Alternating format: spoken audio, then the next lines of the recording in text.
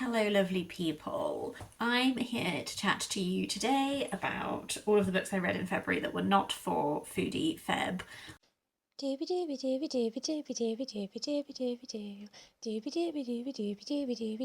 Sophie vlogs.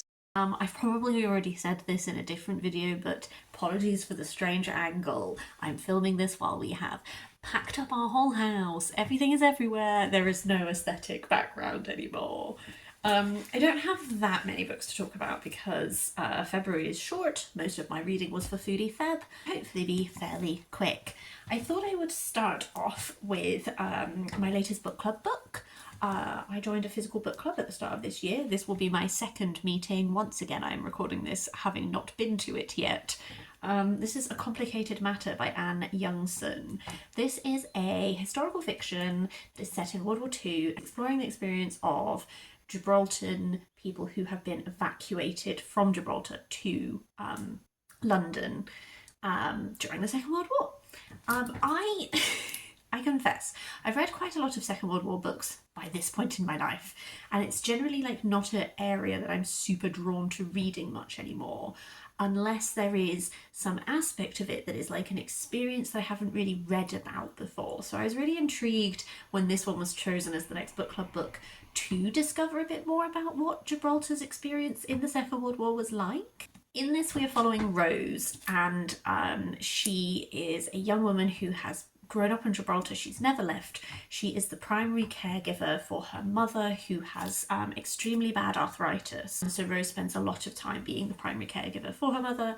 Her father and brother work on the docks, so quite early on in this, they are sent away from Gibraltar. I really enjoyed initially they end up in Casablanca, and there's a whole little section that's about being in Morocco, which I really enjoyed, and then eventually they end up in London.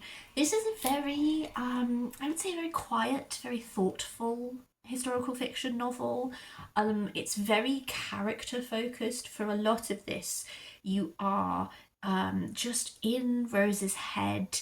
I think because of this aspect of being displaced, they spend a lot of time like within this Gibraltar community who are existing outside of home and trying to familiarize themselves with this new place that they're in. So there's this simultaneous like very familiarity to the characters because they're surrounded by people they've known their whole lives, and there's like long-term relationship things going on there, versus all of this like fresh newness of navigating this situation and this displacement.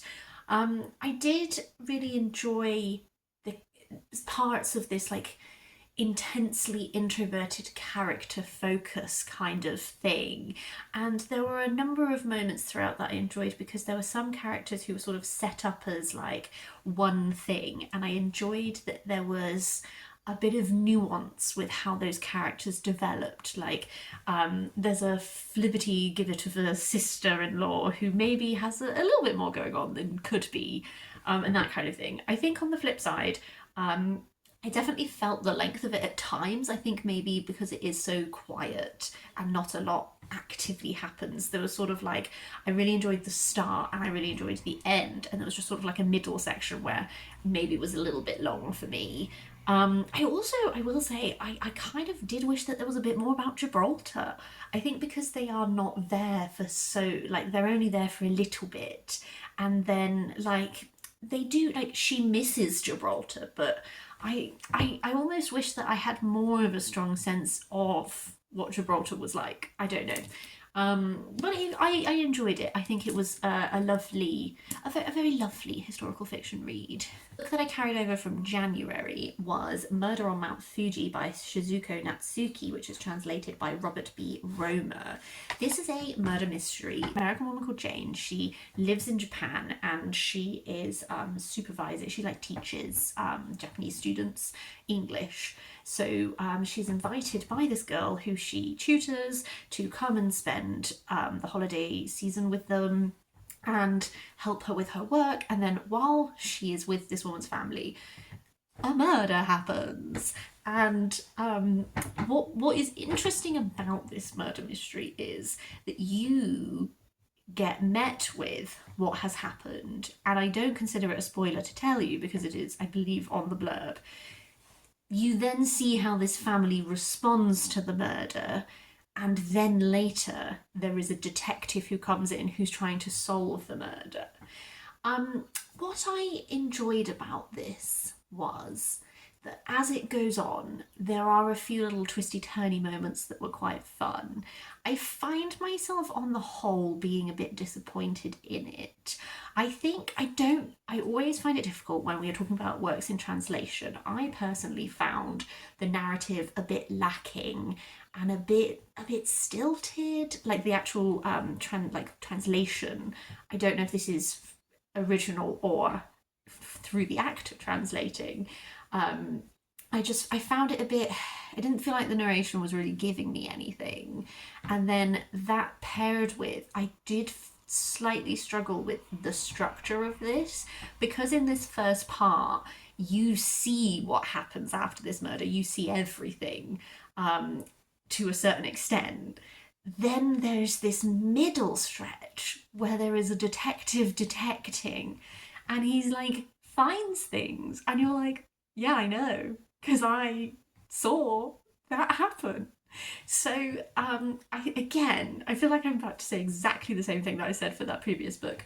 First part, enjoyed. End part, kind of enjoyed. There were some nice little twisty turnies, like nothing was as simple as it seemed.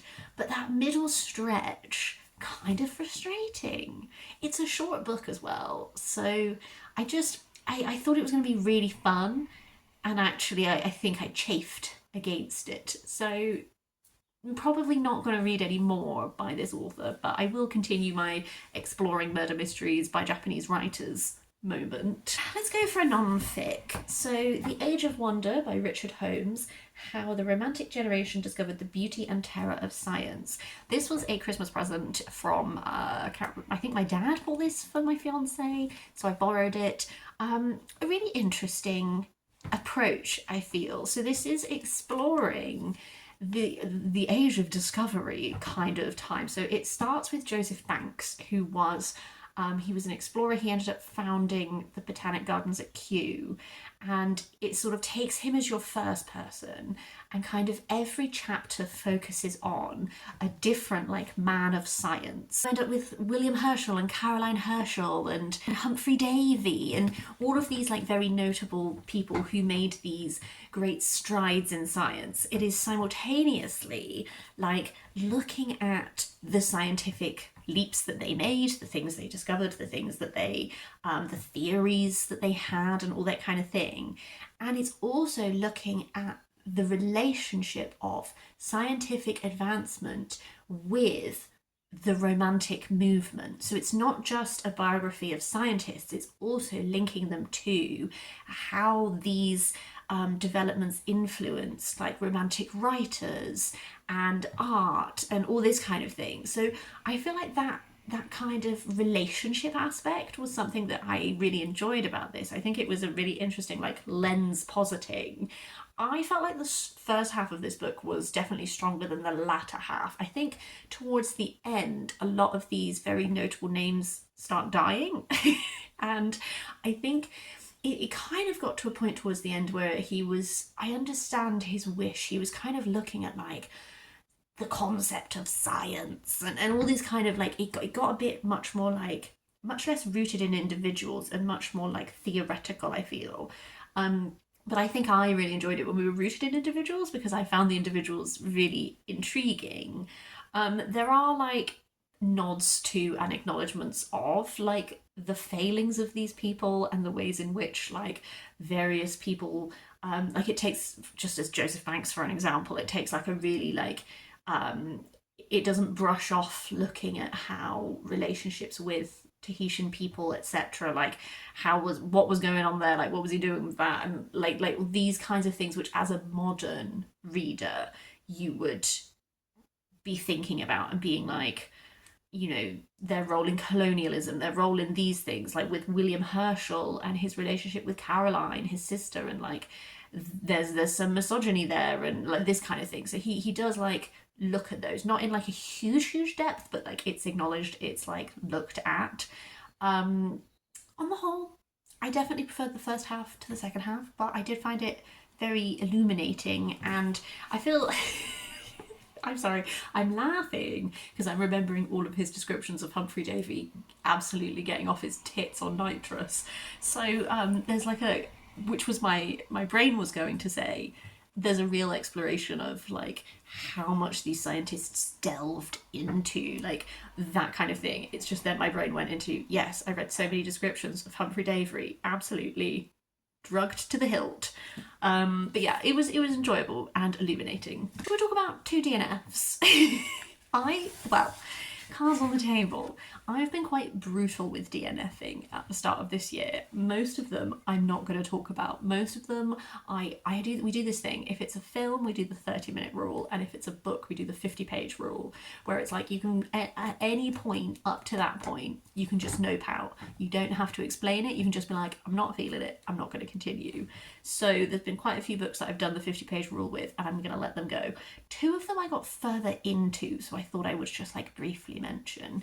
Most of the books that I DNF'd from the 50-page rule, I did not dislike. I didn't have like big problems with them. I just wasn't really feeling them, so I have let them go because, did I mention moving house? An audiobook I DNF'd was Maurice and Maralyn, A Marriage at Sea by Sophie Elmhirst. I felt like this was getting loads of buzz. It's about this real story of this couple, Maurice and Maralyn, who had a little boat and they got capsized by a whale, and then they had to spend this great stretch of time at sea. And turns out it's not very interesting being stranded at sea. I really thought based on the cover that the whale was going to have a lot more to do with it. The whale just kind of like fucks up their boat and then leaves. We're just left with this like couple who are just kind of like it goes into great detail about the lengths they have to go to survive, the turtles they must kill, their attempts to fish, catching rain, all of that kind of thing, which I can sit here and appreciate what they went through. Knowing, I didn't realise until I started like listening to the book that they wrote their own account of what happened. I don't know, I find it a bit weird when someone writes like their own account of what happens and then someone else writes a non-fiction book about it. And I question how much extra there is in the non-fiction book that I wouldn't get from just reading their own book about what happened. But then I just got a bit bored, so I just gave up on it. But this is like, God, I felt like I was hearing loads of buzz about it. I thought it was going to be really great. I got a bit bored, that's all I have to say. The other one, again, I didn't like dislike this book, but I did DNF Kings of the Wyld by Nicholas Eames. I think I got about 100 pages into this. This is a fantasy about this guy who he was back in the day in a band, like a war band, who were very successful like questers, and they were a big deal. And now he's retired, he's much older, and one of the guys is trying to get the band back together because his daughter's gone missing. There's a very particular type of humour in this that I thought was just okay. I wasn't finding it very funny, and I also just felt like 100 pages in, we hadn't hugely got anywhere.